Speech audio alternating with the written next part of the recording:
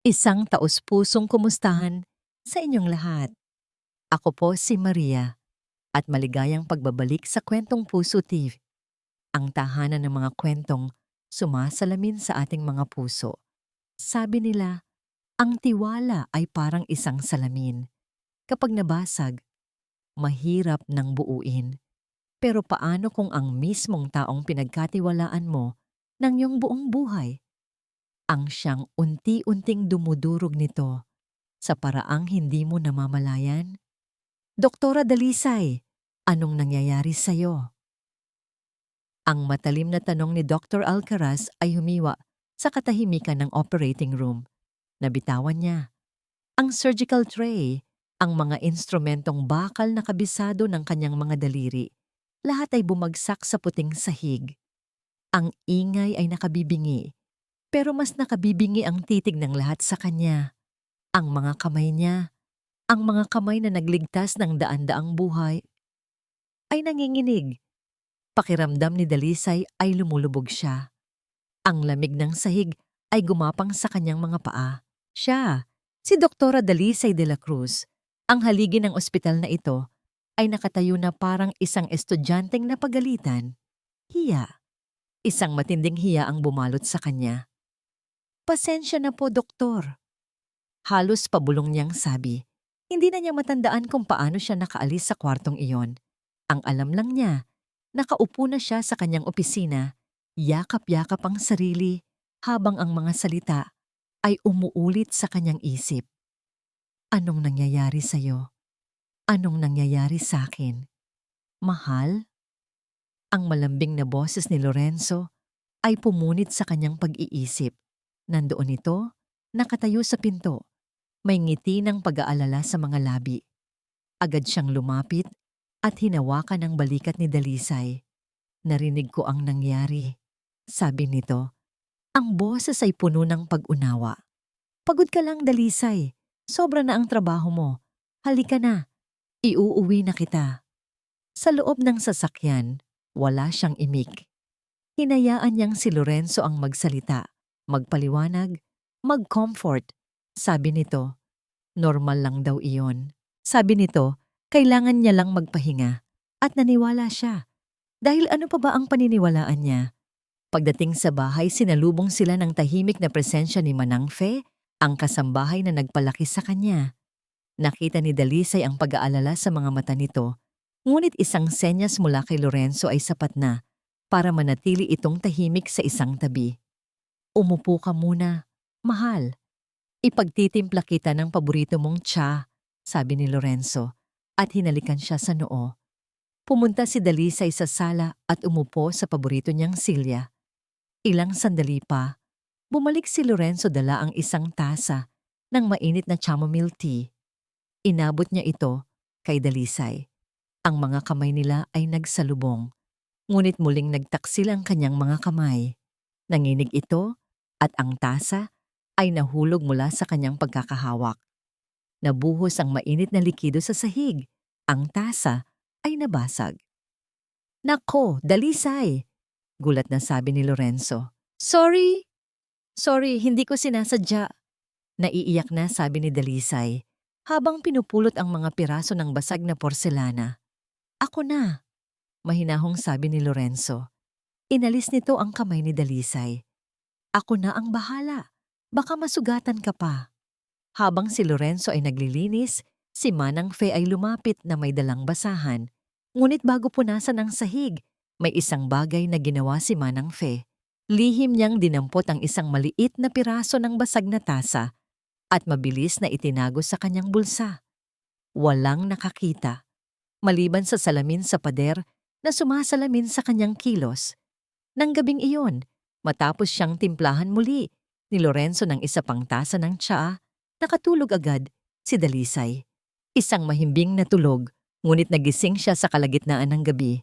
Bigla, malamig ang pawis sa kanyang noo at ang puso niya'y kumakabog na parang gustong kumawala sa kanyang dibdib. May sinubukan siyang alalahanin. Ang meeting kaninang hapon, ang mahalagang meeting kasama ang board of directors. Ano ang mga napag-usapan? Ano ang sinabi niya? Wala. Isang blangkong pader. Sinubukan niya ulit. Pilit na pilit.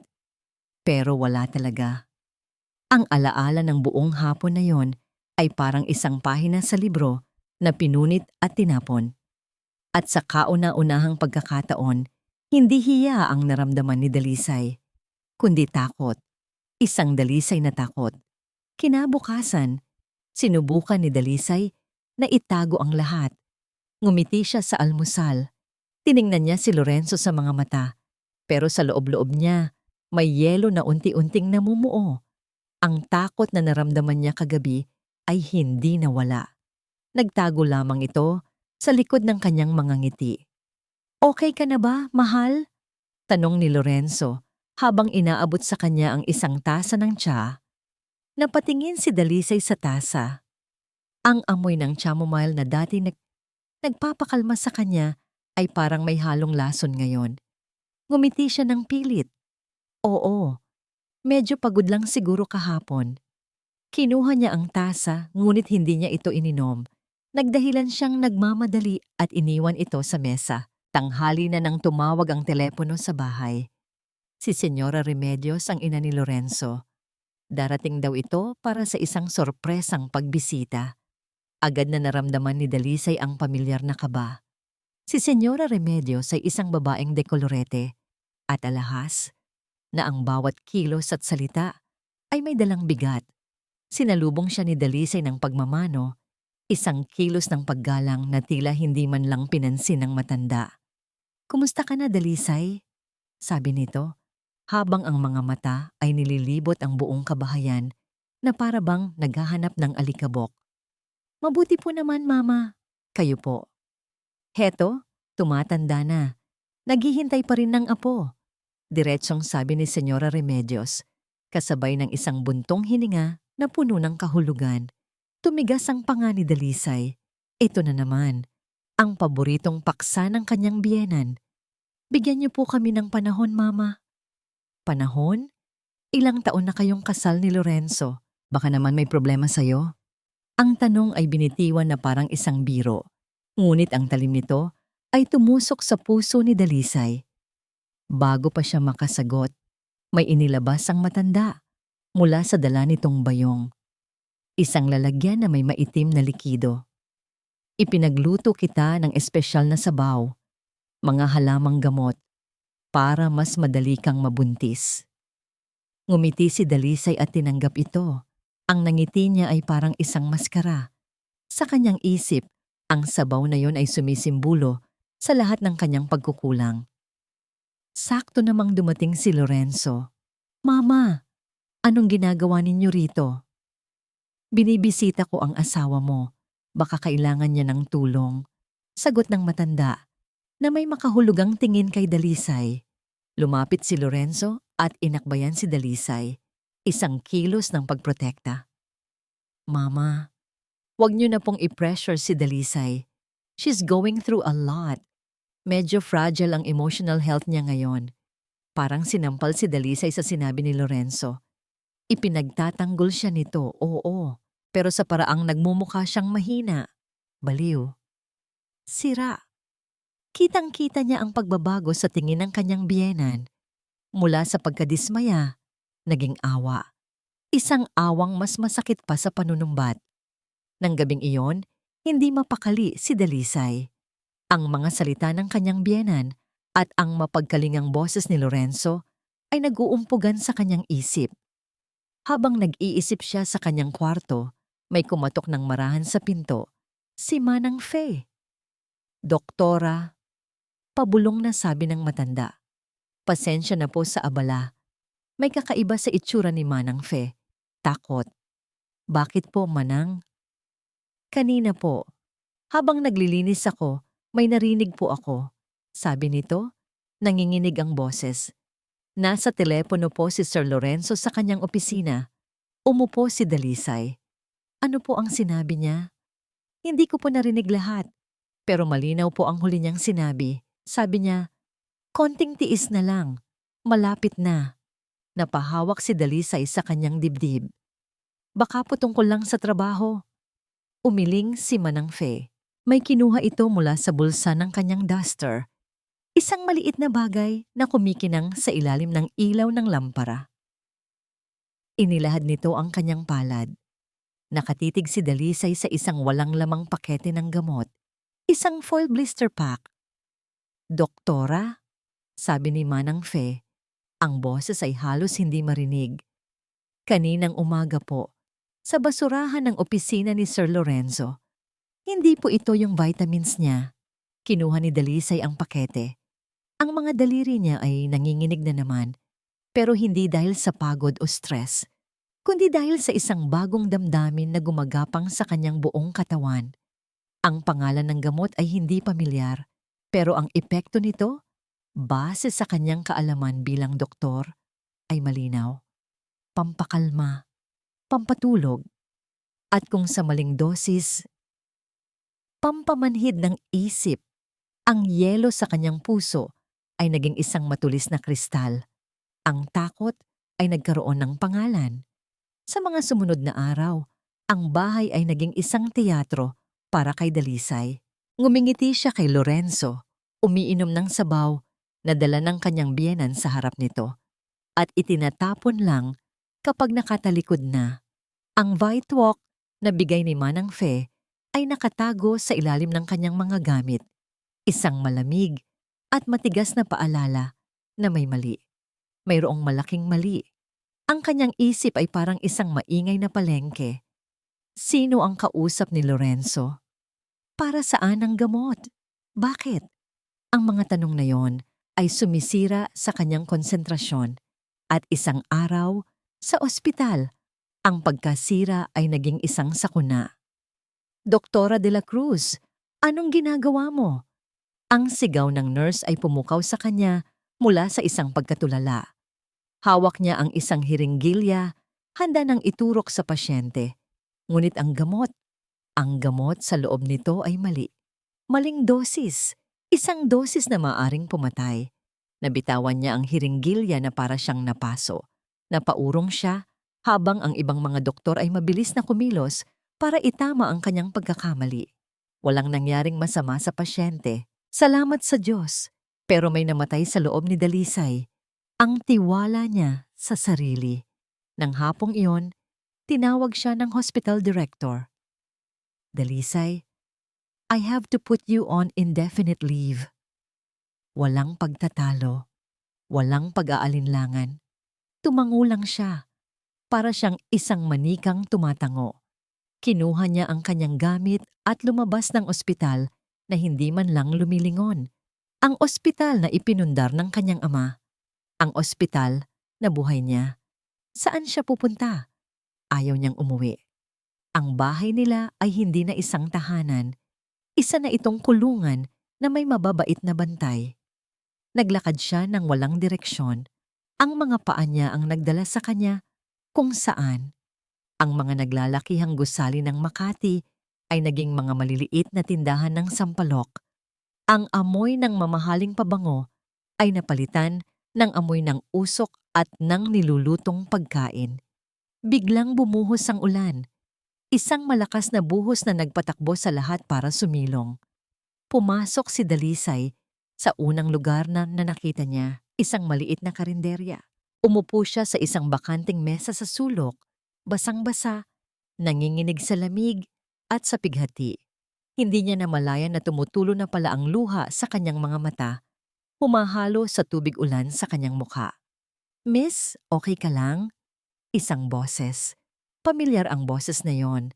Dahan-dahan niyang itinaas ang kanyang tingin. Nakatayo sa harap niya ang isang lalaking naka-apron, may hawak na basahan. Ang mukha nito ay mas may edad na, may mga guhit na ng pagod at karanasan, ngunit ang mga mata, kilala niya ang mga matang iyon. "Miguel?" Halos pabulong niyang sabi. Ang lalaki ay natigilan. Tinitigan siya. At sa isang iglap, ang pag-aalala sa mukha nito ay napalitan ng pagkakilala. "Dalisay, ikaw ba yan?" Si Miguel, ang kanyang first love, ang lalaking huli niyang nakita, mahigit 15 taon na ang nakalipas. Walang salitang lumabas sa bibig ni Dalisay. Ang lahat ng sakit, pagod at pagkalito ay bumuhos sa isang malakas na pag-iyak. Hindi nagtanong si Miguel, walang sinabi. Kumuha lang ito ng isang upuan at umupo sa tapat niya. Tahimik na naghihintay na tumila ang kanyang ulan ng luha. Nang medyo kumalma na siya, tumayo ito. Pagbalik niya, may dala na siyang isang mangkok ng umuusok na sabaw. "Kumain ka muna," sabi nito sa mahinahong boses. "Sinigang, paborito mo." Napatingin si Dalisay sa mangkok. Ang amoy ng sampalok at kangkong ay nagbalik sa kanya sa isang panahong mas simple.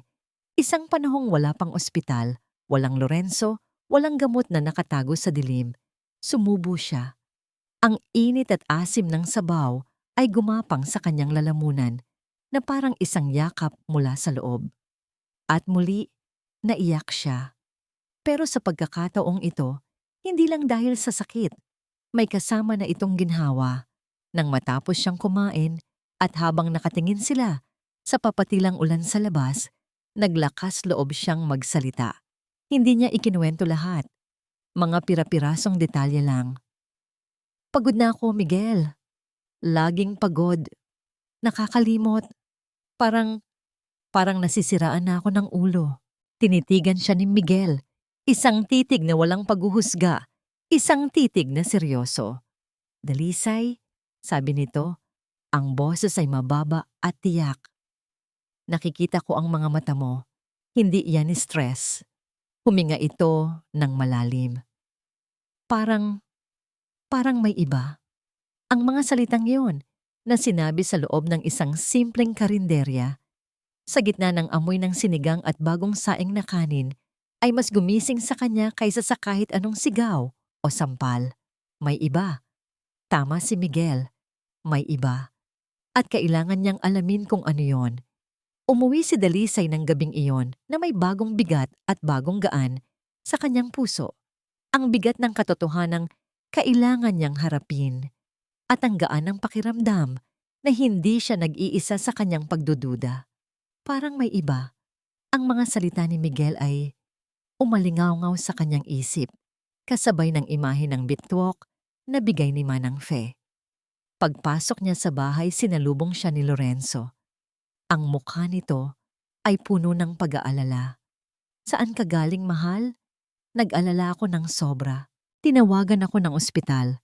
Sinabi nila sa akin, I needed some air." Putol ni Dalisay sa sasabihin nito. Sa kauna-unahang pagkakataon, ang boses niya ay walang panginginig. Malamig. Matatag. Of course. Mabilis na sabi ni Lorenzo. Niyakap siya. "You need to rest. Huwag mo nang isipin yon. Ako ang bahala sa lahat." Naramdaman ni Dalisay ang mga braso ng kanyang asawa sa paligid niya. Dati, ito ang pinakaligtas na lugar sa mundo para sa kanya. Ngayon, pakiramdam niya ay niyayakap siya ng isang ahas. Hindi siya gumanti ng yakap. Kinabukasan, nagsimula ang kanyang plano.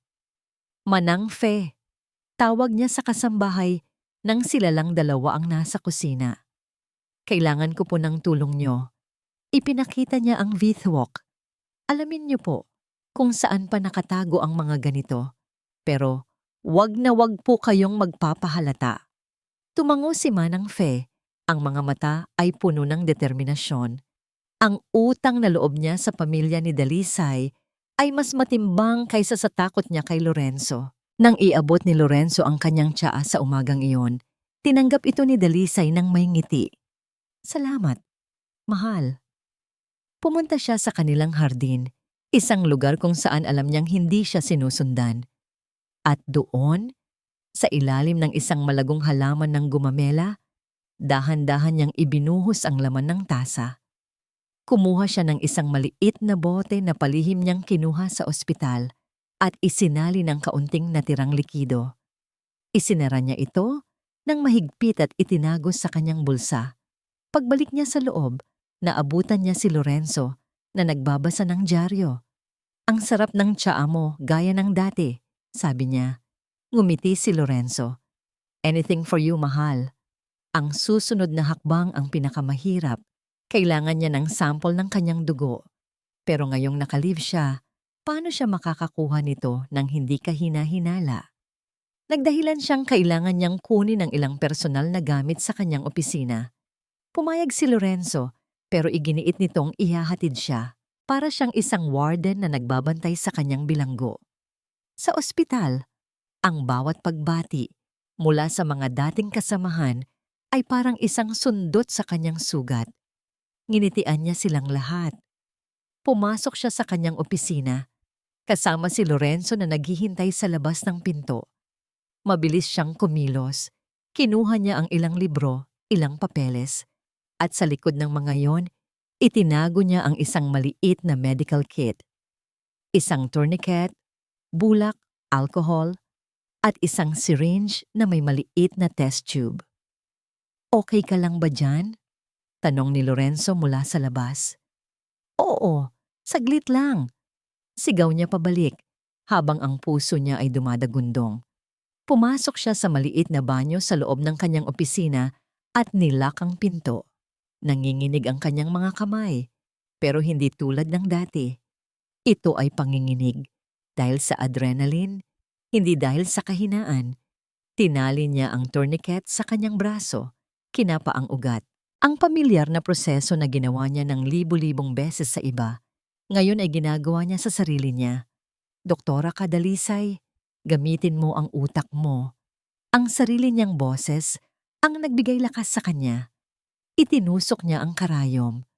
Nang makakuha ng sapat na dugo, mabilis niyang tinanggal ang lahat. Itinago niya ang test tube sa loob ng isang lumang lalagyan ng ballpen at inilagay sa kanyang bag. Paglabas niya, ngumiti siya kay Lorenzo na para bang walang nangyari. Nang gabing iyon, habang mahimbing na natutulog si Lorenzo, lumabas si Dalisay ng bahay. Nagmaneho siya papunta sa isang 24-hour courier service. Inilagay niya ang maliit na bote ng tsa at ang lalagyan ng ballpen na may lamang dugo sa isang padded envelope. Ang pangalan ng tatanggap, Dr. Elena Reyes, ang kanyang matalik na kaibigan mula medical school na ngayon ay isang toxicologist sa Cebu. Habang isinusulat niya ang address, napatigil siya. Ito na yon, ang sandaling malalaman niya kung siya ba ay nababaliw o kung mayroon talagang nagbabalak na sirain siya. Ibinigay niya ang sobre sa clerk. Habang pinapanood niya itong tinatatakan at inilalagay sa isang kahon para ipadala, pakiramdam niya ay ipinadala niya ang kanyang buong buhay. Pag-uwi niya, dumaan ang 2 araw na parang mga karayom. Bawat tunog ng telepono, bawat text message ay nagpapatindig ng kanyang balahibo. Sa 3 araw, habang nag-aalmusal sila ni Lorenzo, nag-vibrate ang kanyang telepono. Isang email mula kay Elena. Ang subject, "Urgent, tawagan mo ako?" Nagpaalam siya sa mesa at nagkulong sa banyo. Nanginginig ang mga daliri niya habang dinadial ang numero ng kaibigan. "Elena? Dalisay, nakuha ko na ang resulta," sabi ng boses sa kabilang linya. "Seryoso, walang paligoy-ligoy. Positive, pareho. Ang tsaa at ang dugo mo." Napahawak si Dalisay sa lababo para suportahan ang sarili. Anong gamot?" Nagkaroon ng isang sandaling katahimikan. Lorazepam, Dalisay, isang malakas na uri ng benzodiazepine. Tumahimik ulit si Elena na parang nag-aatubiling sabihin ang susunod. "Dalisay, ang dosis na nakita ko sa dugo mo, hindi lang ito simpleng pampakalma.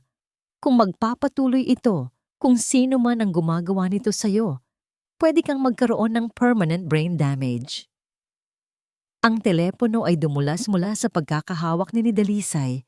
Bumagsak ito sa sahig, ngunit hindi niya narinig ang ingay. Ang tanging naririnig niya ay ang malakas na tibok ng kanyang puso na sumisigaw ng isang salita. "Pagpatay." Pinulot ni Dalisay ang telepono mula sa sahig. Ang kanyang paghinga ay mababaw at mabilis. Permanent brain damage. Ang mga salitang yon ay parang isang hatol ng kamatayan. Pinilit niyang kumalma. Kailangan niyang mag-isip. Hindi ito ang oras para magpadala sa takot. Ito ang oras para maging doktor. Isang doktor na nag-aaral ng sarili niyang kaso. Ang lorazepam ay hindi nabibili basta-basta. Kailangan nito ng reseta. Isang reseta mula sa isang doktor. Lumabas siya ng banyo. Ang mukha niya ay kalmado, pero ang kanyang mga mata ay nagliliyab. Nakita niya si Lorenzo sa sala. Nakangiting nagbabasa pa rin ng dyaryo. Ang imahe ng kabaitan. Isang perpektong maskara. Mahal, may kailangan akong sabihin sa'yo, sabi ni Lorenzo. Ibinaba ang dyaryo. Ang nangiti nito ay nawala. Napalitan ng isang seryosong ekspresyon. Kinabahan si Dalisay. Nahalata ba siya? Nag-aalala na talaga ako sa'yo, Dalisay, sa pagiging makakalimutin mo sa mga nangyayari sa ospital. Huminga ito ng malalim. I took the liberty of setting an appointment for you sa isang kaibigan kong psychiatrist. Parang may humigpit na bakal sa leeg ni Dalisay. Isang psychiatrist. Ito na ba ang susunod na hakbang? Ang ideklara siyang baliw para tuluyan ng mawalan ng kredibilidad? Sino? Tanong niya. Ang boses ay nanatiling pantay. Si Dr. Morales. Magaling siya. For your own good, mahal. Para matulungan ka. Para matulungan kang sirain ako. Isang mapait na ngiti ang gustong kumawala sa mga labi ni Dalisay, pero pinigilan niya. Kung tatanggi siya, magiging kahina-hinala. Kailangan niyang sumakay sa agos. Kailangan niyang alamin kung gaano kalalim ang koneksyon ng mga taong ito. Sige, sagot niya. Kung iyan ang sa tingin mo ay makakabuti. Ang gulat sa mukha ni Lorenzo ay hindi maitago, pero agad din itong napalitan ng tuwa. Talaga? Salamat, mahal. Ginagawa ko lang ito dahil mahal kita. Alam ko, sagot ni Dalisay. At sa unang pagkakataon, ang pagsisinungaling ay naging napakadali para sa kanya. Nang hapong yon, habang nasa labas si Lorenzo, pinuntahan ni Dalisay si Manang Fe. Manang, ang gamot. Kailangan kong malaman kung saan ito nanggagaling. Doktora, may nakita po ako, sabi agad ng matanda. Mayroon pong maliit na notebook si Sir Lorenzo sa kanyang drawer, laging nakalock, pero minsan po, naiwan niyang bukas. Anong nakasulat? Mga numero po. Mga petsa. At may pangalan, Dr. Morales. Tumugma ang psychiatrist. Manang, may ipapakiusap po ako, sabi ni Dalisay. Maglinis po kayo sa opisina ni Sir. Magdala po kayo ng isang basong tubig. At di sinasadya, matatapon niyo po ito sa lamesa niya, sa ibabaw ng notebook. Naintindihan agad ni Manang Fe ang ibig sabihin ni Dalisay. Isang diversion. Kinagabihan, ginawa nga ni Manang Fe ang utos. Nako, sir, pasensya na po. Sigaw ng matanda mula sa opisina. Pumasok si Dalisay, nagkukunwaring nag-aalala. Naabutan niya si Lorenzo na abala sa pagpunas ng mga nabasang papel. Ang notebook na itim ay nakabukas sa mesa, basa ang ilang pahina. Ako na, mahal, alok ni Dalisay. Habang tinutulungan niya itong magpunas, mabilis na lumipad ang kanyang mga mata sa mga nakasulat. Hindi niya kailangang basahin lahat. Nakita niya ang kailangan niya. DDC. Lorazepam. Every 8 hours in liquid form. Weekly report to Dr. Morales. Goal, complete cognitive decline in 6 months. Guardianship transfer. Ang hininga niya ay nag-init.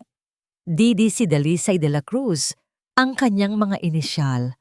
Ang plano ay nakasulat ng napakalinaw. Hindi lang ito basta pagdudurog sa kanya. Ito ay isang proyektong may timeline. Isang proyektong ang layunin ay ang kanyang tuluyang pagkasira. Naramdaman niyang nasusuka siya. Ngunit pinilit niyang ngumiti. Okay na, mahal. Konting basa lang naman. Nang gabing iyon, hindi siya natulog. Nakaupo siya sa dilim, pinapanood ang mahimbing na pagtulog ni Lorenzo. Ang lalaking pinakasalan niya, ang lalaking nangakong aalagaan siya, ay isang halimaw na nagbabalat kayo, paano niya ito lalabanan? Isang salita laban sa salita ng dalawang doktor. Sino ang maniniwala sa isang babaeng unstable? Kinapa niya ang kanyang telepono. Kailangan niya ng tulong. Hindi lang tulong medikal. Kailangan niya ng isang taong makikinig. Isang taong hindi siya huhusgahan. Nag-scroll siya sa kanyang contacts, lampas sa mga pangalan ng mga sikat na doktor at abogado. Huminto siya sa isang pangalan na matagal nang hindi niya tinatawagan. Miguel, Carinderia. Pinindot niya ang call button. Pagkatapos ng ilang ring may sumagot. Hello? Ang boses ay inaantok, pero pamilyar. Miguel, sabi ni Dalisay. At sa wakas, ang pader na kanyang itinayo ay gumuho. Ang kanyang boses ay basag. Tulungan mo ako. Narinig niya ang pagbangon ni Miguel sa kabilang linya. Dalisay, nasaan ka? Anong nangyari? May nagtatangka sa akin. Sabi niya, ang mga luha ay nagsimula nang bumagsak. Gusto nilang sirain ang isip ko. Hindi nagtanong si Miguel kung sino o bakit. Ang tanging sinabi nito ay, saan tayo pwedeng magkita? Bukas na bukas. Pagkababa niya ng telepono, tumawag muli siya, si Elena sa Cebu. Elena, anong ibig sabihin ng resulta? Tanong niya. Diretsahan. Ano ang pinakamasamang pwedeng mangyari? Dalisay, sabihin mo sa akin, bilang doktor sa doktor, isang mahabang katahimikan ang namagitan. Dalisay, sabi ni Elena sa wakas, ang boses ay mabigat. Hindi lang ito simpleng pampakalma. Ang dosis na ito, kung magpapatuloy, pwede kang magkaroon ng permanent brain damage. Ang huling sinabi ni Elena ang tumatak sa kanyang isip na parang isang bakal na pinainit sa apoy.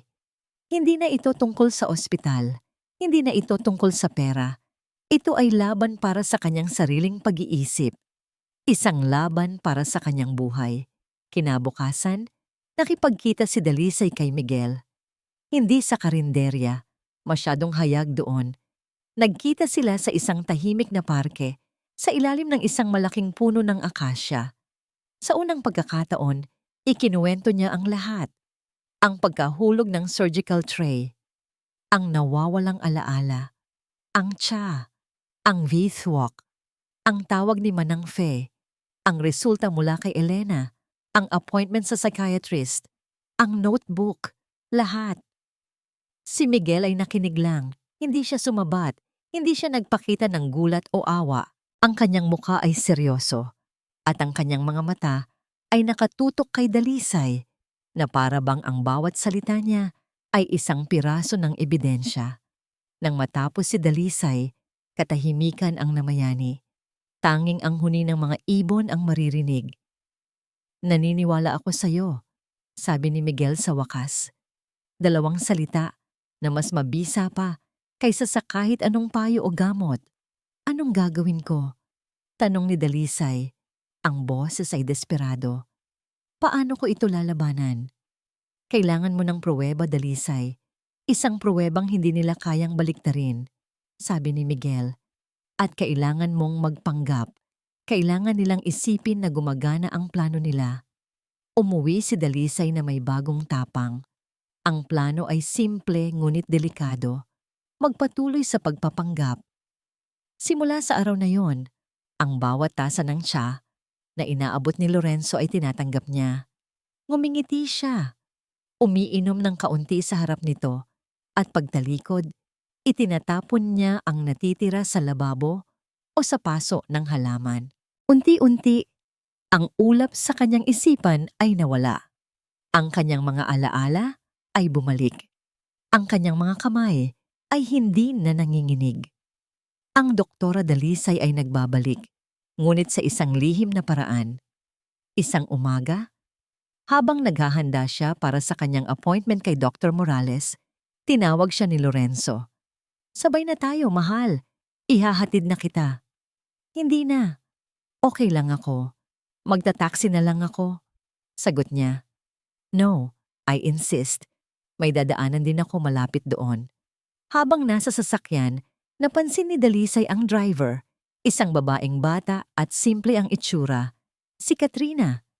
Ilang buwan na rin itong personal driver ni Lorenzo. "Kumusta, Katrina?" Bati ni Dalisay. "Okay lang po, Ma'am Dalisay." Sagot nito. Isang matamis na ngiti ang sumilay sa mga labi. Habang nagmamaneho, paminsan-minsan ay napapasulyap si Dalisay sa rearview mirror.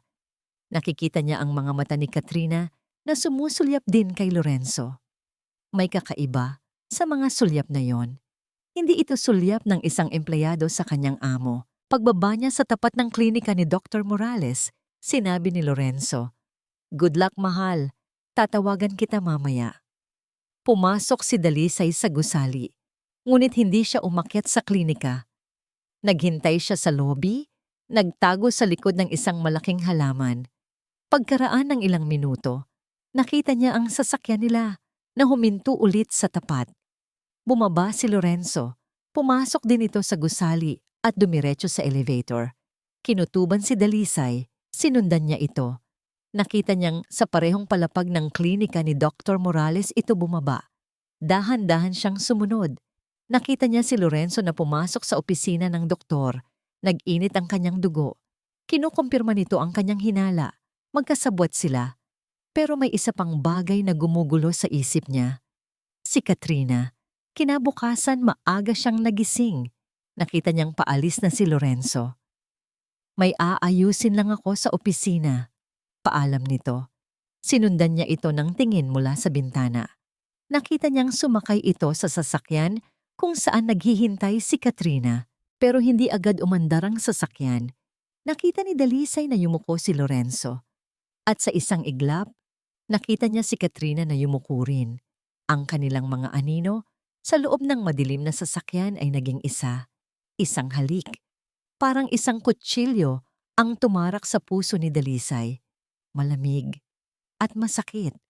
Hindi lang ito tungkol sa pera. Hindi lang ito tungkol sa ospital. Ito ay isang matinding pambababae, isang pagtataksil sa pinakapersonal na antas. Nang araw na yon, habang ihinahatid siya ni Katrina pauwi mula sa kunwaring grocery trip, sinubukan ni Dalisay na maging kalmado. "Ang bango ng pabango mo, Katrina." "Anong brand niyan?" tanong niya. "Ayun po ba, ma'am? Mura lang po ito. Binili ko lang sa Divisoria." Nahihiyang sagot ng dalaga. Ngumiti si Dalisay. Isang ngiting hindi umabot sa kanyang mga mata. Nang gabing iyon, umuwi si Lorenzo na masaya. Niyakap siya nito mula sa likod habang naghahanda siya ng hapunan. "I missed you today." Bulong nito sa kanyang tainga. Hindi kumibo si Dalisay, ngunit may naamoy siya. Isang pamilyar na amoy na nakakapit sa damit ni Lorenzo. Hindi ito ang mamahaling pabango ng asawa niya. Ito ang murang pabango na naamoy niya kay Katrina kaninang umaga. Humarap siya kay Lorenzo at ngumiti. "Kumain na tayo. Nagluto ako ng paborito mo." Habang kumakain sila, pinanood ni Dalisay ang kanyang asawa. Ang bawat ngiti, ang bawat pagsubo, ang bawat kasinungalingan na lumalabas sa bibig nito. At sa salamin ng kanilang aparador, nakita niya ang sariling refleksyon, ang mukha ng isang babaeng ngumingiti habang ang kanyang puso ay dinudurog. At sa likod ng sakit, may nabubuong isang bagong damdamin. Hindi na ito takot, hindi na ito pagkalito. Ito ay galit. Isang Dalisay at nag-aapoy na galit. Ang galit ni Dalisay ay parang isang apoy na nakakulong sa loob ng isang banga. Sa labas, siya ay kalmado, sunod-sunuran, ang perpektong asawang unti-unting nalulunod sa sariling kahinaan. Ngunit sa loob, ang apoy ay lumalaki, naghihintay ng tamang pagkakataon para sumabog. Araw-araw, ipinagpatuloy niya ang pagpapanggap. Umiinom siya ng tsaa sa harap ni Lorenzo at itinatapon ito pagtalikod. Pumupunta siya sa kanyang appointment kay Dr. Morales, kung saan sinasabi niya ang mga bagay na gusto nitong marinig, na siya'y laging pagod, nalilito, at natatakot. Isinusulat lahat ni Dr. Morales sa kanyang record, habang may isang munting ngiti sa mga labi. Isang linggo ng umaga, inanunsyo ni Senyora Remedios na magkakaroon ng isang family dinner, isang espesyal na selebrasyon. Sabi nito sa telepono. Walang sinabi kung ano ang okasyon. Dumating si Dalisay sa mansyon ng mga magulang ni Lorenzo, nasuot ang kanyang pinakamagandang bestida at isang pekeng ngiti. Naroon ang mga tiyahin at tiyuhin ni Lorenzo, ang kanyang mga pinsan. Lahat ay bumati sa kanya ng may halong awa sa kanilang mga mata. Ang balita tungkol sa kanyang kalagayan ay malinaw na naikalat na. Dalisay? Iya, kumusta ka? Tanong ng isang tiyahin. Magpagaling ka ha? Ngumiti lang siya. Nasa kalagitnaan sila ng hapunan nang biglang tumayo si Lorenzo. Kinakalansing ang kanyang baso gamit ang isang kutsara para kunin ang atensyon ng lahat. Family! Simula niya. Ang boses ay puno ng emosyon. Salamat sa pagdating ninyo. Mayroon kaming isang napakahalagang anunsyo ng aking ina. Tumingin si Lorenzo sa pinto. At mula roon, pumasok si Katrina. Napatigil ang lahat sa pagsubo. Ang mga bulungan ay nagsimula. Suot ni Katrina ang isang simpleng bestida, pero kitang-kita ang umbok sa kanyang tiyan. Ang kanyang mga kamay ay nakahawak doon sa paraang maprotekta. Tumayo si Senyora Remedios at inakay si Katrina palapit sa tabi ni Lorenzo. Ang mukha ng matanda ay hindi nagpapakita ng galit o hiya. Ito ay nagpapakita ng tagumpay. Gaya ng alam ninyo, pagpapatuloy ni Lorenzo, matagal na naming sinusubukan ni Dalisay na magkaanak. Pero may mga bagay na hindi para sa atin. Tumingin siya kay Dalisay. Ang mga mata ay puno ng pekeng kalungkutan. Dahil sa kanyang kalusugan, naging imposible ang lahat. Huminga siya ng malalim na para bang siya ang biktima. Ngunit ang Diyos ay mabait. Ibinigay niya sa akin ang isang biyaya, isang pagkakataon na magkaroon ng tagapagmana. Inakbayan niya si Katrina. Katrina is pregnant with my child. Kung may nahulog na tinidor, maririnig ito sa buong silid. Ang katahimikan ay nakabibingi. Si Dalisay ay nakaupo lang doon, hindi kumikilos. Pakiramdam niya ay isa siyang manonood sa isang dula. Isang napakasamang dula. Nakita niya ang tingin ng lahat na bumaling sa kanya. Naghihintay ng kanyang reaksyon. Naghihintay na siya'y umiyak, magwala, o himatayin. Pero wala siyang ginawa. Tinitigan lang niya ang umbok sa tiyan ni Katrina. May mali. Bilang isang doktor, alam niya ang itsura ng isang buntis, ang postura, ang pamamaga ng mga paa, ang glow sa balat. Wala siyang nakitang ganoon kay Katrina. Ang tiyan nito ay umbok, oo, pero parang isang bola na idinikit sa kanyang katawan. Masyadong perpekto, masyadong bilog. Alam kong mahirap itong tanggapin, sabi ni Senyora Remedios, bumaling sa kanilang mga kamag-anak. Pero kailangan ng pamilyang ito ng isang tagapagmana. At kung hindi ito maibibigay ni Dalisay, tatanggapin natin ang biyayang ito mula sa iba. Ang mga salita ay isang sampal, isang deklarasyon na si Dalisay ay wala ng silbi, isang bagay na kailangan ng itapon. Pagkatapos ng anunsyo, ang dinner ay naging isang selebrasyon para kay Lorenzo at Katrina. Si Dalisay ay naiwan sa kanyang upuan, nag-iisa sa gitna ng karamihan na parang isang multo. Nang gabing iyon, bago sila umuwi, pumasok si Senyora Remedios sa silid kung saan nag-iisa si Dalisay. Walang emosyon ang mukha ng matanda. May inilapag itong isang folder sa lamesa. Ano po ito? Tanong ni Dalisay. Mga papeles. Simpleng sagot ng kanyang biyenan. Para sa kapakanan ng pamilya, para sa kapakanan ng bata, kailangan nating ayusin ang lahat. Binuksan ni Dalisay ang folder. Legal documents.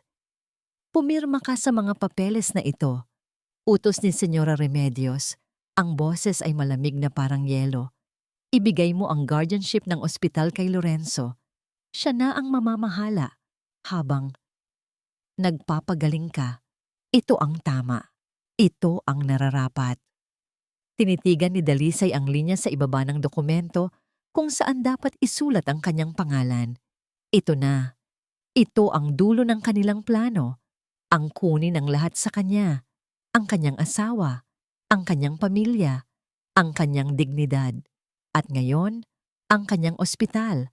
Ang pamana ng kanyang ama. Isinara niya ang folder. Tumingin siya sa kanyang biyenan. Sa mga mata nitong walang bahid ng konsensya. Pag-iisipan ko po, sabi ni Dalisay. Ang apoy sa loob ng banga ay malapit nang sumabog. Malapit na. Kailangan na lang niya ng isang huling piraso ng panggatong. Ang mga sumunod na araw ay ang pinakamadilim para kay Dalisay. Ang bigat ng mga dokumento sa kanyang lamesa ay parang bigat ng isang kabaong. Bawat araw, tinatanong siya ni Lorenzo kung nakapagdesisyon na ba siya. Bawat araw, tinatawagan siya ni Senyora Remedios para ipaalala ang kanyang tungkulin. Pakiramdam niya ay wala na siyang matatakbuhan. Ang mga pader ay papalapit ng papalapit. Isang gabi, hindi siya makatulog. Nagpunta siya sa library ng kanilang bahay, isang lugar na puno ng mga libro ng kanyang yumaong ama at mga alaala ng isang masayang nakaraan. Naupo siya sa lumang silya ng kanyang ama. Hinahaplos ang gasgas nitong leather, naghahanap ng kahit anong lakas.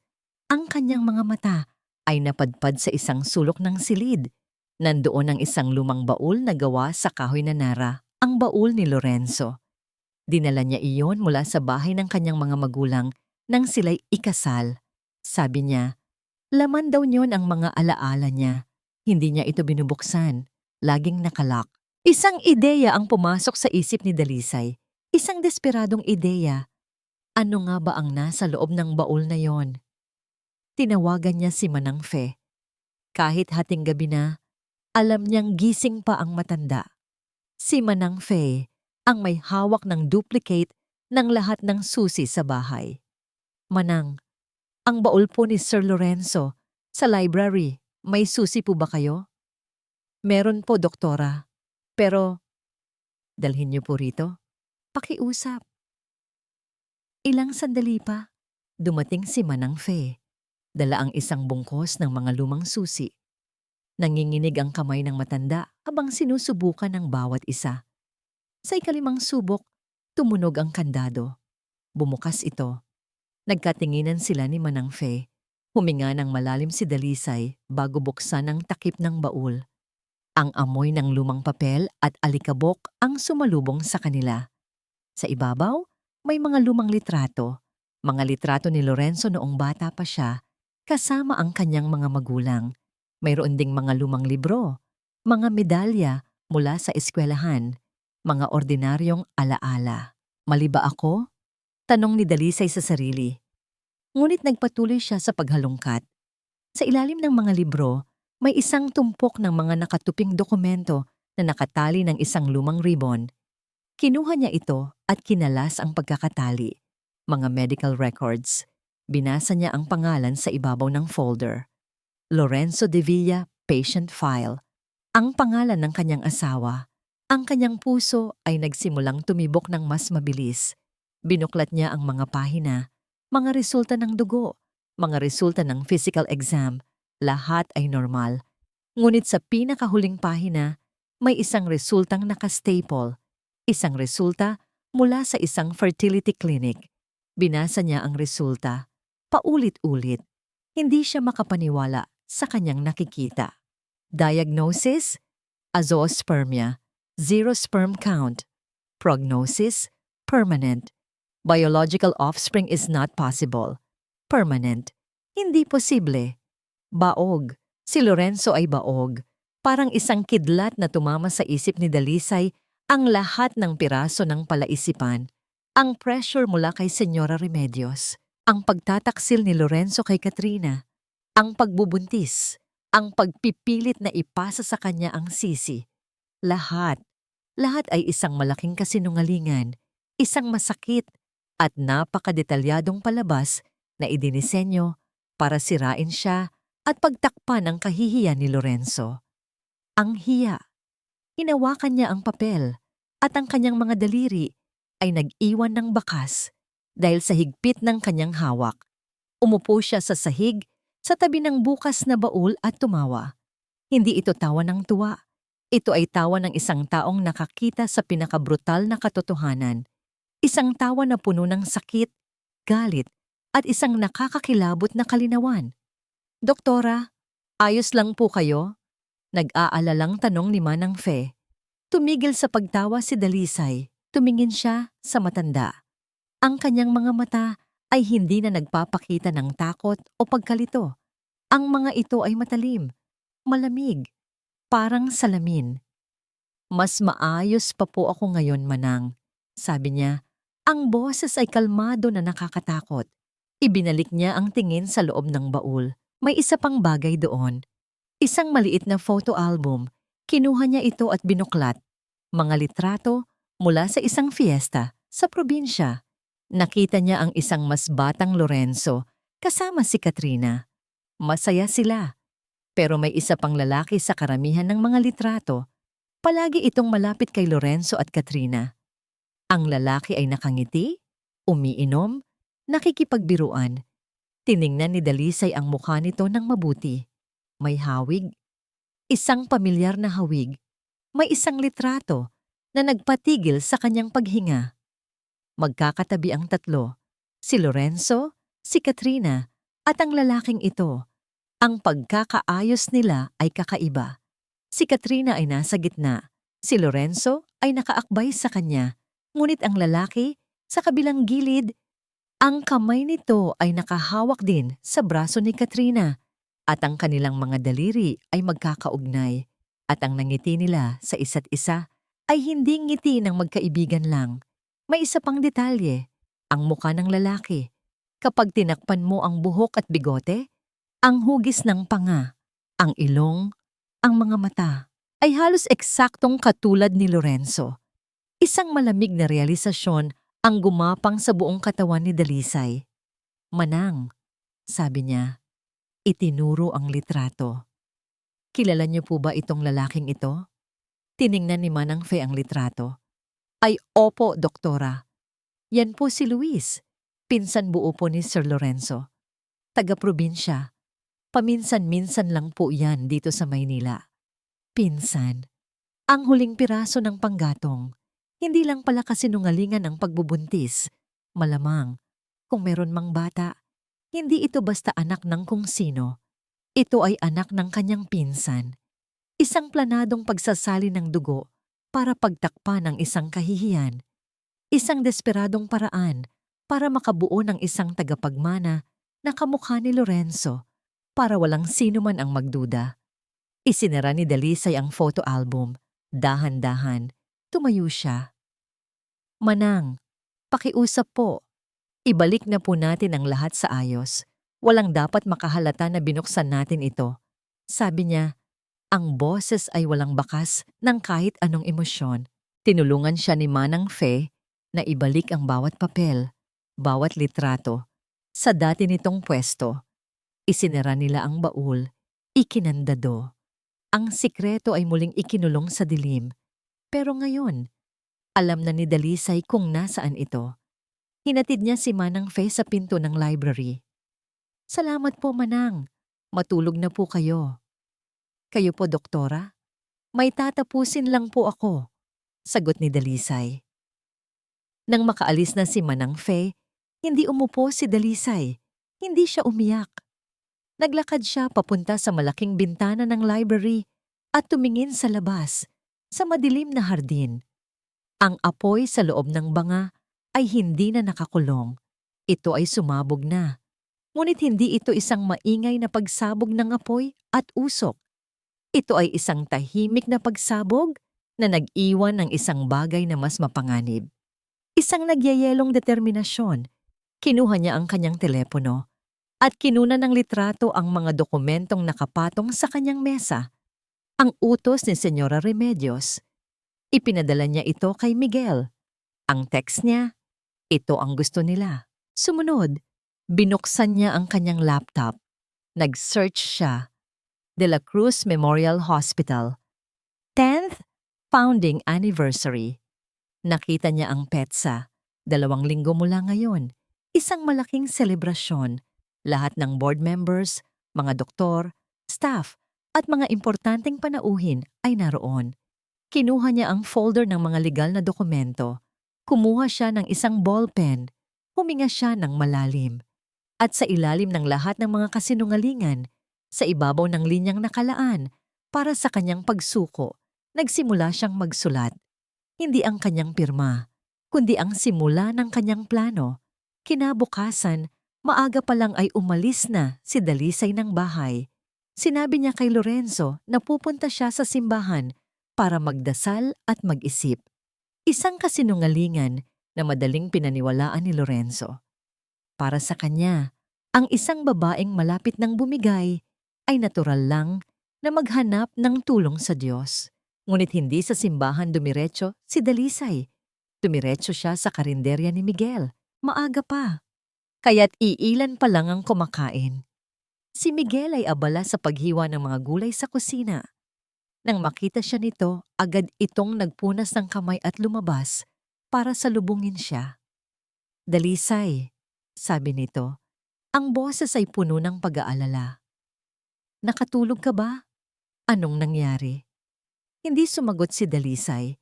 Inilabas niya ang kanyang telepono at ipinakita kay Miguel ang mga litratong kuha niya kagabi. Ang medical record ni Lorenzo na nagsasabing ito'y baog. Ang litrato ni Lorenzo, Katrina, at ng pinsan nitong si Luis. Tinitigan ni Miguel ang mga litrato ng matagal. Hindi siya nagulat. Tila ba, ang mga piraso ng ebidensya ay nagpatibay lang sa isang bagay na matagal na niyang pinaghihinalaan. Grabe sila, sabi lang ni Miguel, umiiling. Umupo sila sa isang mesa sa sulok. Nagtimpla si Miguel ng 2 tasa ng mainit na kape. Ang amoy ng kapeng barako ay pumuno sa hangin, mas matapang at mas totoo kaysa sa amoy ng chamomile tea na kinamumuhian na ni Dalisay. May plano ako, sabi ni Dalisay habang hinahalo ang kanyang kape. Tumingin siya sa mga mata ni Miguel. Pero kailangan ko ng tulong mo. Sa unang pagkakataon, mula nang magkita sila ulit, nakita ni Miguel ang kislap sa mga mata ni Dalisay. Hindi na ito ang kislap ng luha, ito ang kislap ng apoy. Ano ang kailangan mo? Tanong ni Miguel. Walang pag-aalinlangan. Kailangan kong makausap si Katrina ng kamilang dalawa at kailangan kong ma-record ang pag-uusap namin. Delikado yan, Dalisay. Mas delikado kung wala akong gagawin, sagot niya. 2 linggo mula ngayon ang anniversary ng ospital. Doon ko gagawin, sa harap ng lahat. Kailangan kong makuha ang lahat ng ebidensya bago ang araw na yon. Ilang sandaling nag-isip si Miguel. Paano mo siya mapipilit magsalita? Isang munting ngiti ang sumilay sa labi ni Dalisay. Isang nangiting malamig at puno ng kalkulasyon. Lahat ng tao ay may kahinaan, Miguel, at alam ko na kung ano ang sa kanya. Pagkatapos ng kanilang pag-uusap, hindi agad umalis si Dalisay. Nanatili siya roon. Pinanood niya si Miguel na magsilbi sa mga customer. Pinakinggan niya ang tawanan at kwentuhan ng mga ordinaryong tao, mga driver, mga estudyante, mga tindera. Sa gitna ng ingay at simpleng buhay sa loob ng karinderya, naramdaman ni Dalisay ang isang kapayapaan na matagal na niyang hindi naramdaman. Ang lugar na ito, ang pagkakaibigan ni Miguel, ay ang kanyang naging kanlungan. Ang lugar kung saan siya ay hindi si Doktora Dalisay, nasira ang ulo, kundi si Dalisay lang. Isang babaeng nasaktan, pero lalaban. Bago siya umalis, muli siyang kinausap ni Miguel. Dalisay, sigurado ka ba dito? Tanong nito. Pwede mo namang i-report sa pulis. Pwede kang kumuha ng abogado. Umiling si Dalisay. Hindi sapat yon, Miguel. Gusto nilang sirain ang pangalan ko, ang pagkatao ko. Ang kaso sa korte ay aabuti ng taon. At sa huli, salita ko laban sa salita nila. Kailangan kong tapusin ito sa paraang hindi nila malilimutan. Tumingin siya sa mga mata ni Miguel. Gusto nilang kunin ang ospital ng tatay ko. Lalabanan ko sila sa paraang alam ko, bilang isang anak at bilang isang doktora. Tumango si Miguel. Naiintindihan niya, hindi na ito tungkol sa batas lang.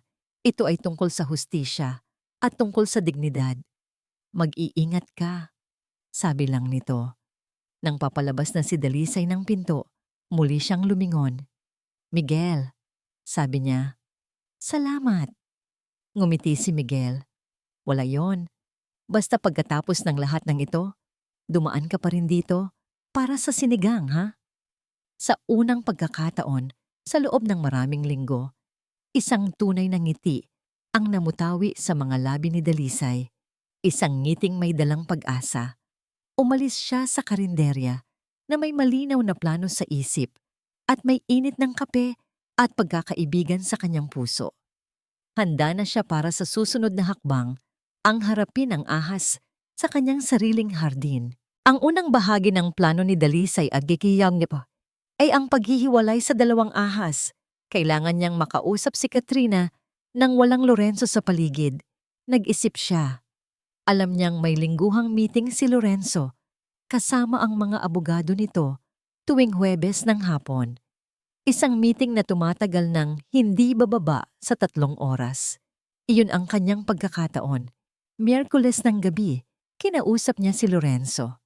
Mahal, sabi niya sa malambing na boses. Pwede bang bukas magpasama ako kay Katrina sa mall? Gusto ko sanang bumili ng bagong damit para sa anniversary ng ospital. Agad na pumayag si Lorenzo. Natuwa pa ito. Sa kanyang isip, ito ay isang senyales na tinatanggap na ni Dalisay ang sitwasyon. Of course, mahal. Go ahead. Mag-relax ka. Deserve mo yan.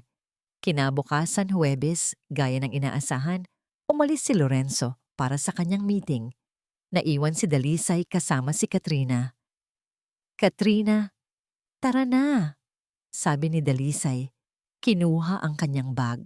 Sa loob ng bag na yon, nakatago ang isang maliit na voice recorder na ipinahiram ni Miguel at ang kanyang telepono na nakaset na rin sa silent recording, doble seguridad. Saan po tayo, ma'am? Tanong ni Katrina habang inihahanda ang sasakyan. Sa isang coffee shop muna tayo, sabi ni Dalisay. May gusto akong pag-usapan natin. Habang nasa biyahe, ramdam ni Dalisay ang kaba ni Katrina. Hindi ito nagsasalita. Mahigpit ang hawak sa manibela. Pumili si Dalisay ng isang hindi gaanong mataong coffee shop. Umupo sila sa isang table sa pinakasulok. Umorder si Dalisay ng 2 kape. Hindi na po, ma'am, sabi ni Katrina. Bawal po sa akin ang kape. At hinaplos nito ang kanyang tiyan. Ang pekeng tiyan. Right, sabi ni Dalisay. Inon niya ang recorder sa loob ng kanyang bag. Katrina, maging tapat ka sa akin. Po? Tungkol saan po? Inilabas ni Dalisay ang kanyang telepono. Inilapag niya ito sa lamesa, nakaharap kay Katrina. Ipinakita niya ang isang litrato. Ang litrato nilang 3 sa fiesta. Si Lorenzo, si Katrina, at si Luis. Nanlaki ang mga mata ni Katrina. Ang kulay sa kanyang mukha ay biglang nawala. Sino siya? Simpleng tanong ni Dalisay. Pinsan po ni Sir Lorenzo. Talaga? Sabi ni Dalisay, hindi inaalis ang tingin kay Katrina. In-swipe niya ang screen. Ang sunod na litrato, ang medical record ni Lorenzo. Naka-zoom in sa salitang azoospermia. Hindi doktor si Katrina, pero marunong siyang magbasa. Nakita ni Dalisay ang paglunok nito, ang pag-unawa, at ang takot. Paano? Paano niyo po nalaman yan? Nanginginig na tanong ni Katrina. Hindi yan ang mahalaga, sabi ni Dalisay. Ang boses ay kalmado pa rin. Ang tanong ay, anong kasinungalingan ang pinasok mo, Katrin? Ma'am, hindi ko po. Huwag mo akong tawaging ma'am. Putol ni Dalisay. Lorenzo is sterile. Baog siya. Kaya sino ang ama ng dinadala mo? Si Luis, tama ba? Nagsimulang mamuo ang luha sa mga mata ni Katrina. Hindi na ito makapagsalita. Isang malaking plano, no? Pagpapatuloy ni Dalisay, isang plano para makuha ang pera, ang ospital, habang ako, ang legal na asawa, ay dahan-dahang ginagawang baliw. Kasama ka sa plano, Katrina. Alam mong nilalason niya ako. Hindi, hindi ko po alam yung sa gamot. Sigaw ni Katrina, sapat na lakas para mapatingin ang ilang tao sa kanila. Ang sabi lang sa akin ni Lorenzo, gagawin niya ang lahat para magkaanak kami. Para sa pamilya niya. Anak ninyo? Tumawa si Dalisay ng walang saya. O anak ninyo ni Luis? Doon na bumuhos ang yak ni Katrina. Mahal ko po si Lorenzo. Ang sabi niya, hihiwalayan ka niya kapag nakuha na niya ang ospital. Magpapakasal kami. Tinulungan ko lang siya dahil mahal ko siya. Pagmamahal? Ulit ni Dalisay. Ang tawag dyan ay katangahan. Ginamit ka lang niya, Katrina. Ginamit niya ang pinsan niya. Ginamit niya ang lahat. Sa tingin mo, kapag nakuha na niya ang gusto niya, anong gagawin niya sa'yo? Sa isang driver na may dalang malaking sikreto? Ang takot sa mukha ni Katrina ay napalitan ng isang bagong emosyon, pagdududa.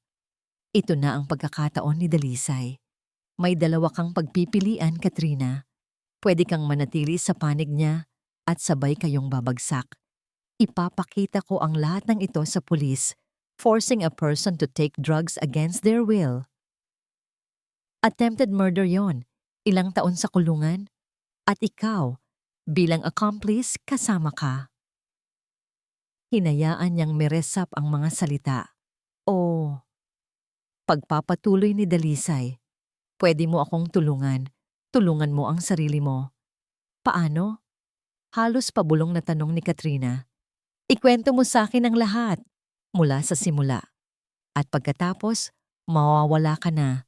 Bibigyan kita ng pera. Sapat para magsimula ka ulit malayo dito.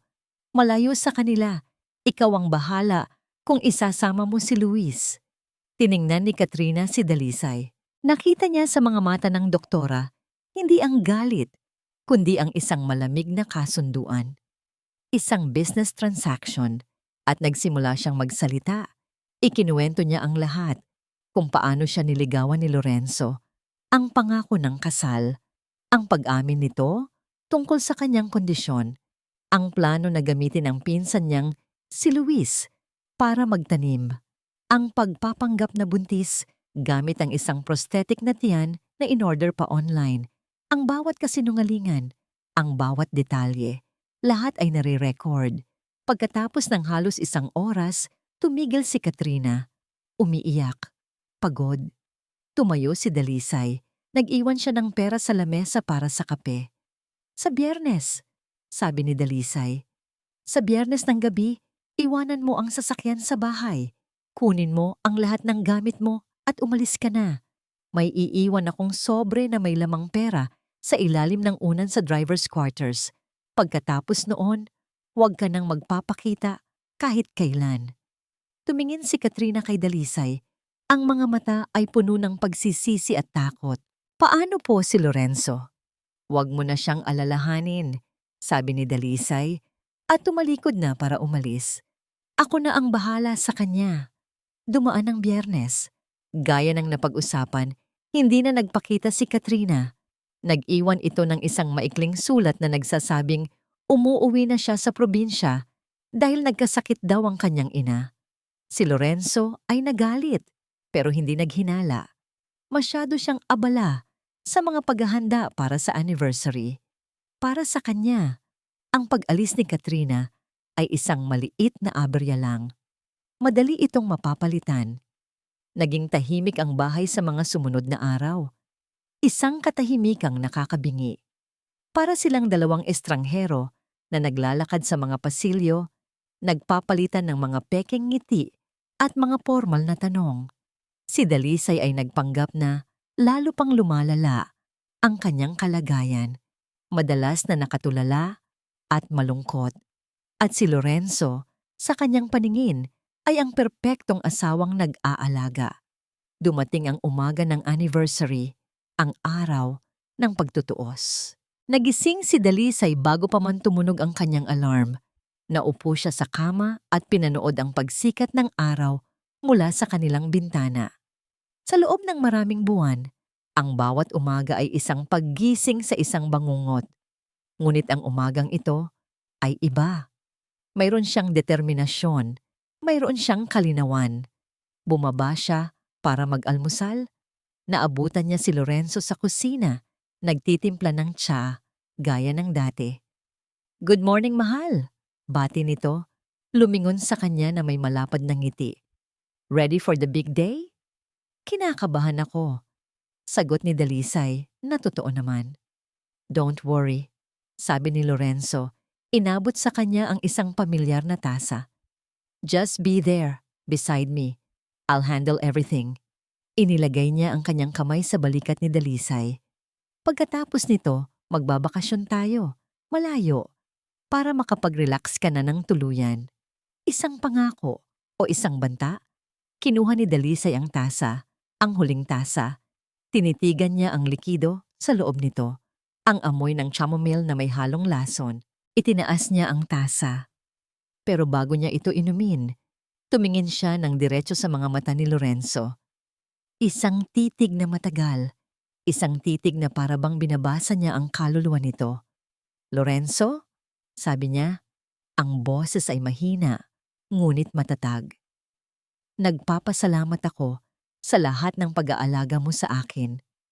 Natigilan si Lorenzo sa kanyang titig. May kakaiba. Pero mabilis din itong ngumiti. "Siyempre, asawa kita." Ngumiti rin si Dalisay. "Oo, asawa mo ako."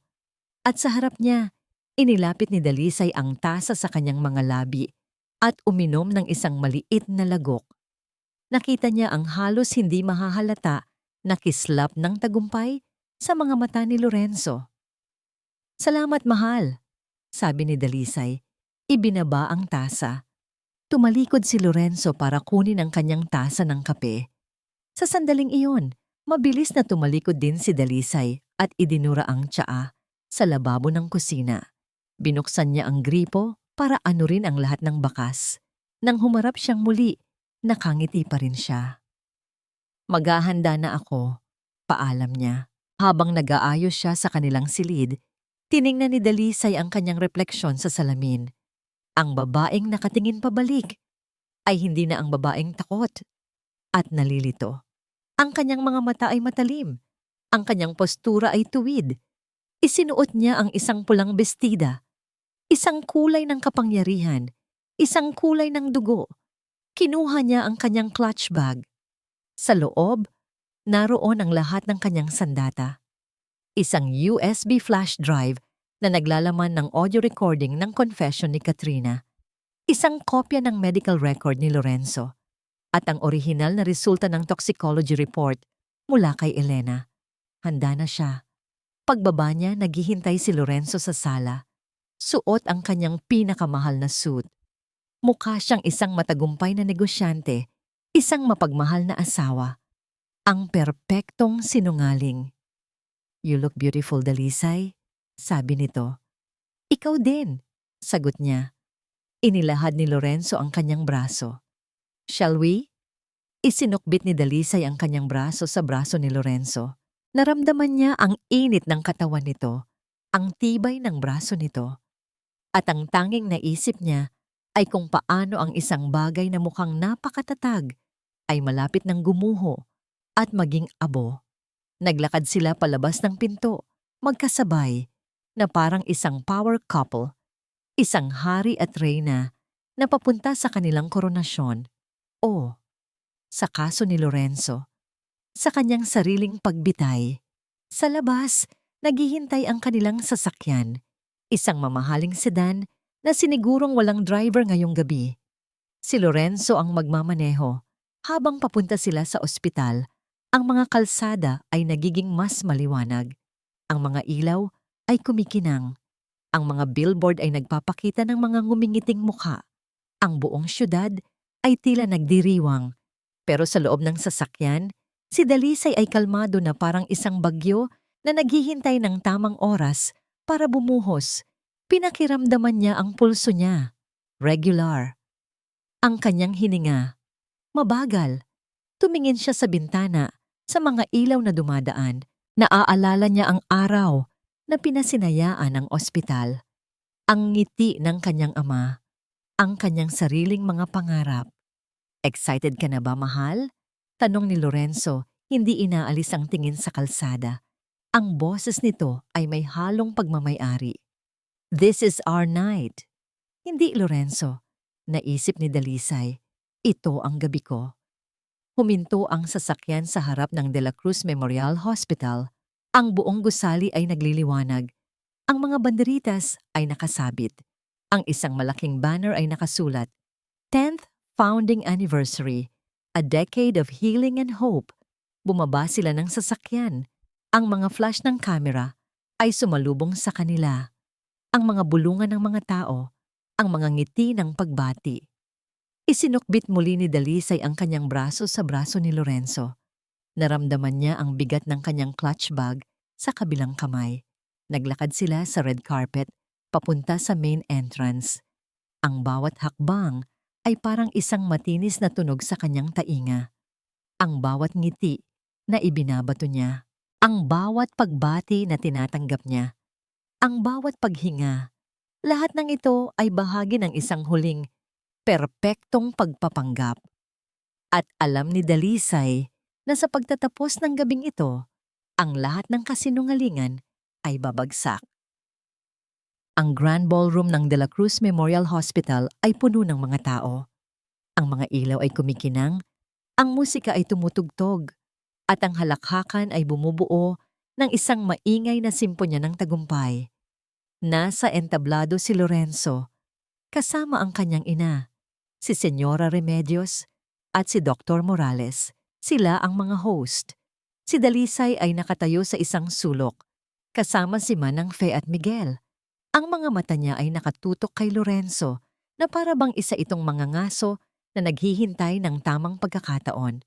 Nang dumating ang oras ng mga talumpati, si Lorenzo ang unang nagsalita. Magandang gabi sa inyong lahat. Simula niya. Ang boses ay puno ng kumpiyansa. Isang malaking karangalan na makasama kayo sa pagdiriwang ng ika-10 na anibersaryo ng De La Cruz Memorial Hospital. Nagpalakpakan ng lahat. Ngumiti si Lorenzo. Ang ngiting mapanlinlang. Ang ospital na ito, patuloy niya, ay pangarap ng yumaong ama ni Dalisay. At ako, bilang kanyang asawa, ay nagpapasalamat sa inyong lahat sa pagsuporta, lalo na sa aking butihing asawa, si Doktora Dalisay, na sa kabila ng kanyang pinagdadaanan, ay patuloy na nananatiling matatag. Tumingin si Lorenzo kay Dalisay. Ang mga mata ay puno ng pekeng pag-aalala. Sana ay gabayan tayo ng Diyos sa pagharap sa mga pagsubok at sana ay gumaling na si Dalisay para muli siyang makapaglingkod sa inyo ng buo. Nagpalakpakan muli ang mga tao. Ang ilang kaibigan ni Dalisay ay lumapit sa kanya. Binati siya at kinomfort. Parang isang malaking komedya ang lahat. Pagkatapos ng kanyang talumpati, bumaba si Lorenzo sa entablado para salubungin ang kanyang ina at si Dr. Morales. Naglakad si Dalisay patungo sa entablado. Ang kanyang hakbang ay matatag. Ang kanyang mga mata ay diretso. Isang matalim na tingin ang ibinato ni Señora Remedios kay Dalisay. Ano ang gagawin mo, Dalisay? Pabulong nitong tanong. Hindi sumagot si Dalisay. Kinuha niya ang mikropono. Magandang gabi sa inyong lahat. Simula niya, ang boses ay kalmado. Ang buong silid ay natahimik.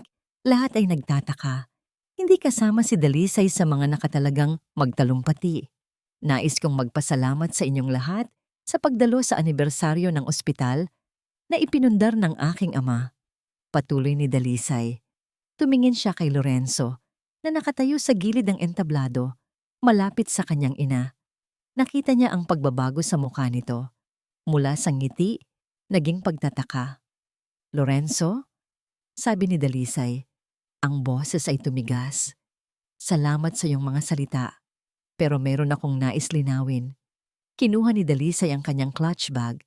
Sa loob, naroon ang kanyang mga sandata. Inilabas niya ang isang USB flash drive. Ibinigay niya ito sa isang technician sa gilid ng entablado. Pakisaksak po ito sa projector at pakilabas po ang huling file. Nagsimulang bumulungan ang mga tao. Sumenya si Lorenzo kay Dr. Morales. Nagmamadali silang lumapit sa technician. Ngunit huli na ang lahat.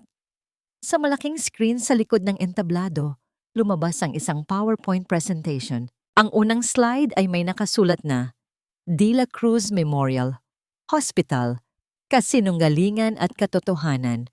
Ang ikalawang slide ay may larawan ng isang medical report. Naka-highlight ang isang salita, azoospermia. Ang buong silid ay natahimik. Ang mga bulungan ay naging mahinang hininga. Nakita ni Dalisay ang pagkaputla ng mukha ni Lorenzo, ang pagkabigla ni Senyora Remedios, at ang matinding takot sa mukha ni Dr. Morales. Gaya ng nakikita ninyo, sabi ni Dalisay, ang boses ay matatag at malinaw.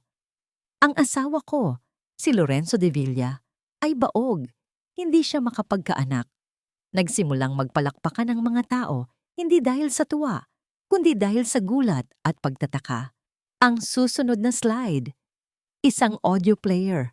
Pinindot ni Dalisay ang play. Ma'am, hindi ko po alam yung sa gamot. Ang sabi lang sa akin ni Lorenzo, gagawin niya ang lahat para magkaanak kami, para sa pamilya niya. Ito ang boses ni Katrina. Narinig ng lahat ang kanyang panginginig. Anak ninyo? Ito ang boses ni Dalisay. O anak ninyo ni Luis? Mahal ko po si Lorenzo. Ang sabi niya, hihiwalayan ka niya kapag nakuha na niya ang ospital. Magpapakasal kami. Tinulungan ko lang siya dahil mahal ko siya. Nagkagulo ang mga tao. Nagsimulang magbulungan. Ang mga flash ng kamera ay nagsimulang kumislap. Ang tinig na narinig ninyo ay si Katrina, ang personal driver ng aking asawa, sabi ni Dalisay. Siya ang inang nagpapanggap na nagdadalang tao sa anak ni Lorenzo. Ngunit ang totoo, ang bata ay anak ng pinsan ni Lorenzo, si Luis, isang planadong kasinungalingan para makuha ang aking yaman at ang ospital ng aking ama. Nagsimulang sumigaw si Lorenzo. Dalisay, ano ang pinagsasasabi mo? Baliw ka na ba? Ngunit huli na ang lahat. Inilabas ni Dalisay ang huling sandata, ang kanyang medical report. Bukod pa roon, sabi niya, itinaas ang papel. Naglaso ng aking asawa sa akin, dahan-dahan, sa loob ng maraming buwan. Ginawa niya akong makakalimutin. Ginawa niya akong mahina. Ginawa niya akong baliw para madali niyang makuha ang lahat. Nanginginig ang boses ni Dalisay, pero hindi dahil sa takot, dahil sa galit. Ang reseta para sa lorazepam, ang gamot na inilalagay niya sa aking tsa, ay galing kay Dr. Morales, ang kasabwat niya. Lumingon si Dalisay kay Lorenzo, sa kanyang biyenan, at kay Dr. Morales. Ang lason ay hindi nasa tsaa, Lorenzo, sabi niya. Ang kanyang tinig ay nanginginig sa matinding galit, ngunit malinaw pa rin. Nasa puso mo. Nasa puso ninyong lahat. Sa likod ng entablado, biglang may dalawang pulis na lumabas. Sila ang tinawagan ni Miguel. Lumapit sila kay Lorenzo, kay Senyora Remedios, at kay Dr. Morales. Lorenzo de Villa, Dr. Morales, at Senyora Remedios. Sabi ng isa sa mga pulis, inaaresto po namin kayo sa kasong attempted murder at conspiracy to commit fraud. Ang huling larawan sa PowerPoint ay lumabas.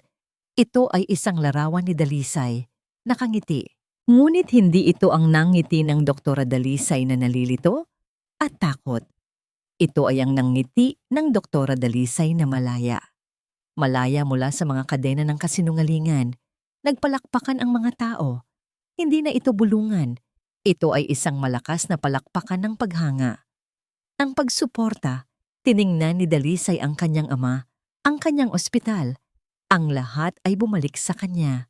Ang kanyang dignidad, ang kanyang pangalan, ang kanyang sarili. Ang paghuhukom ay natapos na. Ilang buwan na ang lumipas mula ng gabing iyon sa ospital. Ang mga kaso laban kina Lorenzo de Villa, Senyora Remedios, at Dr. Morales ay umuusad sa korte. Ang mga ebidensya ay napakatibay. Ang testimonya ni Katrina na sa huli ay tumayong saksi ng prosekusyon kapalit ng mas magaan na parusa, ay nagbigay ng lahat ng detalye.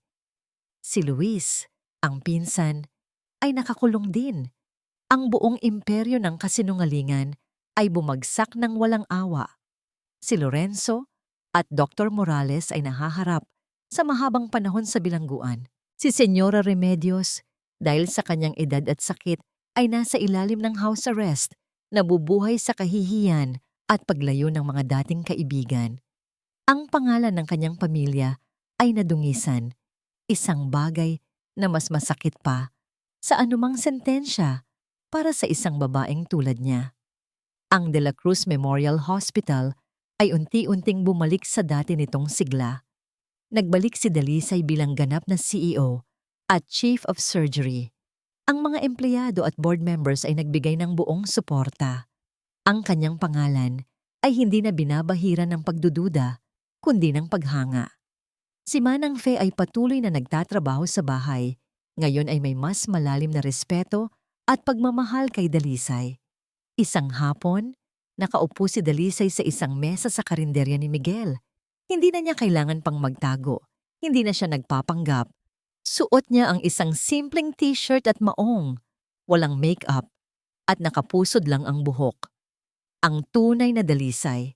Sa harap niya, nakalagay ang isang tasa ng kapeng barako. Hindi siya, hindi na kailanman.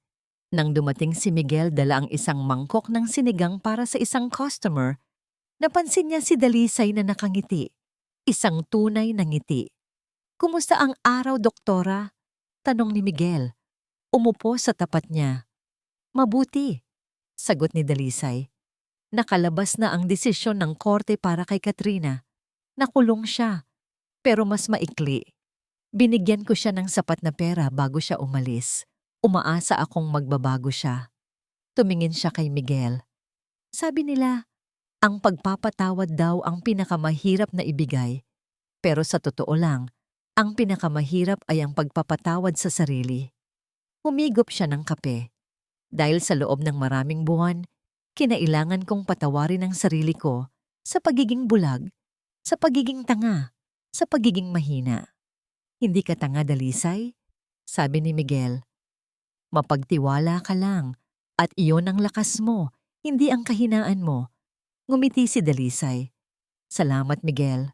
Nang hapong iyon, habang naglalakad sila sa dalampasigan, ang araw ay papalubog, nagbibigay ng ginintuang kulay sa buong paligid. "Matagal kong hinabol ang pangarap ng isang pamilya," sabi ni Dalisay habang nakatingin sa karagatan. "Kahit kailangan kong isakripisyo ang sarili ko para doon." Hinawakan ni Miguel ang kanyang kamay. "Hindi mo kailangan isakripisyo ang sarili mo para sa pag-ibig, Dalisay. Ang tunay na pag-ibig ay magpapalaya sa'yo." Hindi siya sumagot. Ngunit ang init ng kamay ni Miguel sa kanyang palad ay nagbigay ng kakaibang ginhawa. Ang mga sugat ay naroon pa rin. Oo, ang mga bakas ng lason ay mananatili sa kanyang alaala. Ngunit hindi na ito sumasakit. Hindi na ito nagpapahina sa kanya. Ang kanyang puso ay mas payapa na. Ang kanyang isip ay malinaw. At sa unang pagkakataon, sa mahabang panahon, nakaramdam siya ng pag-asa. Hindi ang pag-asa ng isang pamilya na binuo sa kasinungalingan, kundi ang pag-asa ng isang bagong simula. Isang simula kung saan siya ang magpapasya sa kanyang sariling kapalaran. Ang kwento ni Dalisay ay isang paalala na sa bawat pagbagsak, may pagkakataon para bumangon. Sa bawat kasinungalingan, may katotohanang lumalabas. At sa bawat sakit, may pagpapatawad at pag-asa na naghihintay, gaya ng pagsikat ng araw pagkatapos ng pinakamadilim na gabi. Ang lason sa tasa ay hindi nagtagumpay, sapagkat ang lason sa puso lamang ang tunay na nakamamatay.